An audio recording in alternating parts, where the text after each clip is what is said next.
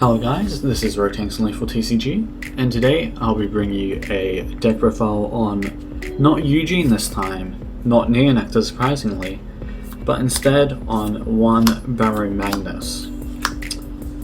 So yeah, let's start off with the ride line like most people would start off with. It's a Baromagnes ride line. Grade 1, when you place it on Vanguard, soul charge 1. Grade 2, when you ride Baromagnes on top, put a card from hand to soul to draw 1 and soul charge 1. Just a nice way to filter hand, and maybe get a bit of orders out of your hand so you don't brick as much. And there's also some other funny things you can do with that, which we'll go over later. But for now, let's just go into the triggers and go from there. So we have 4 heal, the most basic stuff. You then have 8 crit, 3 draw, and 1 over. Wait, I'm being dumb, I think. Yeah, my camera can't see that far. So we have the 8 crit and 4 heal, and then we also have the 3 draw and 1 over. The reason why I don't play front like other people will play is because I like to get the draw from the draw trigger and just get more pieces in hand to play down and turbo to that 15 soul. I also don't see the value in fronts over say crits, which will help me have my Baromagnes hit 3 crit or my Regas hit 2 crit. Which is very important starting from your second grade free turn and onwards. Just having that extra crit pressure on your rear guards is always very nice to have. And the draws as well, it's just an easy like auto discard target as well if you ever draw into it, while everything else you might want to keep for like guard or for combos.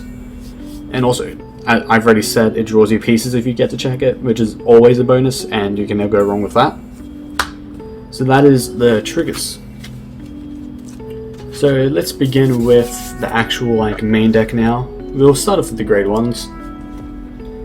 You can't get more simple than that. You know, we have our 4 PG, nothing much to say there.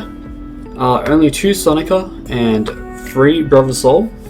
The reason why I only play 2 Sonica is because you already get 1 guaranteed for your Riot Chain, and the second Sonica to multi-attack with isn't needed that much, is an extra bonus. Which is why I run 2. I have been considering maybe playing 1 in the main deck, because again I don't really think it matters too much, since you can just call a Baromagnes from Soul to hit 33k on a Persona Rider or 23k, or you can just call like a Selfish Engraver to get CC. And you know, 3 Brother Soul because we get the better order this set, which is able to just do a bit more than Brother Soul in terms of soul charging. But you still just can't go wrong with some Brother Soul in the deck. It's always just going to be a +2 soul, and that is never bad. So next, starting off with the grade 2s. Let's, do the right chain first. So we have 3 in the main deck of Electro Spartan, because Electro Spartan, always a good card. Just on-play CB1 Soul Charge 2, very nice for the deck. Only issue is it's Vanguard only if it's Vanguard as well, oh baby. That is a lot of soul you're gaining. Then I think people knew that this was always going to be a 4 in the deck. Selfish Engraver, very good counter charging, has the on-hit pressure. It allows you to make extra plays with all the CB heavy stuff you can do now, and still not feel choked out of CB. Since she just refunds you 1, you can get refund of 2 if you just call double of this out with Baromagnes, and you still get to attack.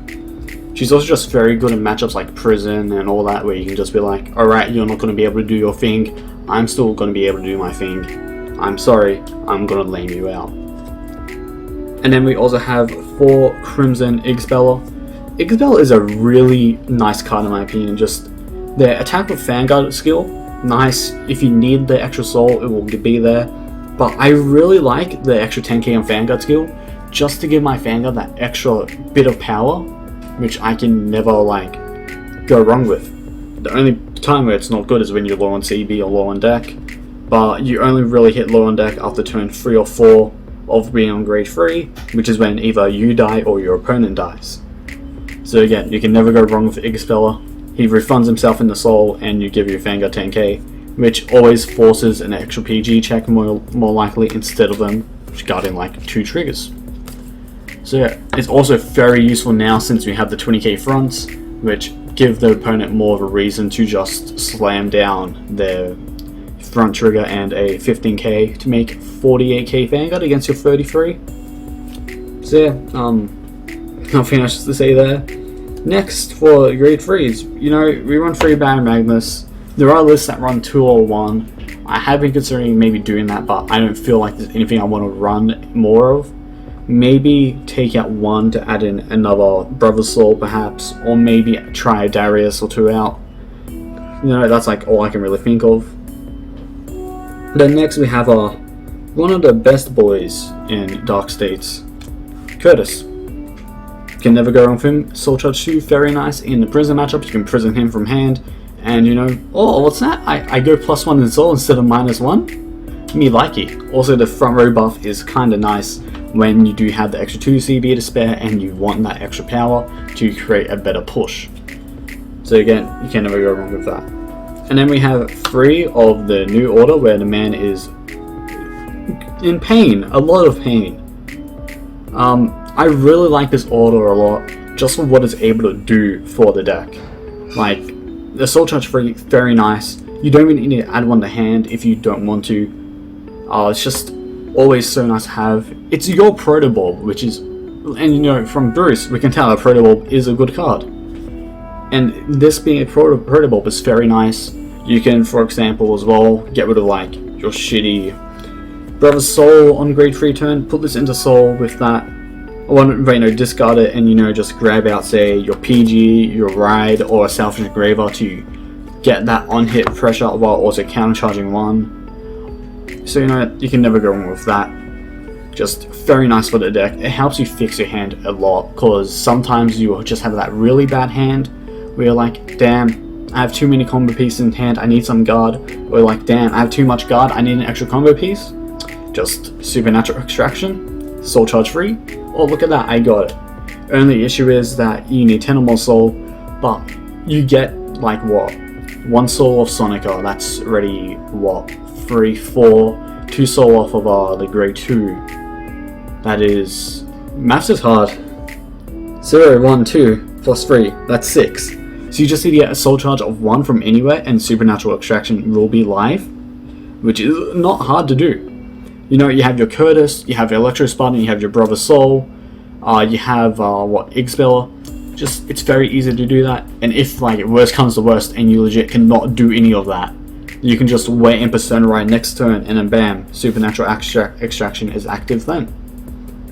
So yeah, I just think it's very nice. This deck really didn't change that much from set 2, but what it did change does help it do what it wants to do, which is rush to 15 Soul and win.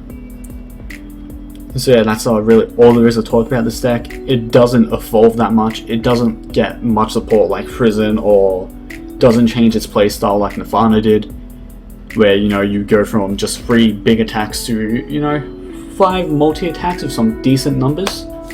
You just go, alright, I'm just gonna get 15 Soul faster, and you're gonna watch me do that. So I do hope you guys enjoyed this video. Bye bye.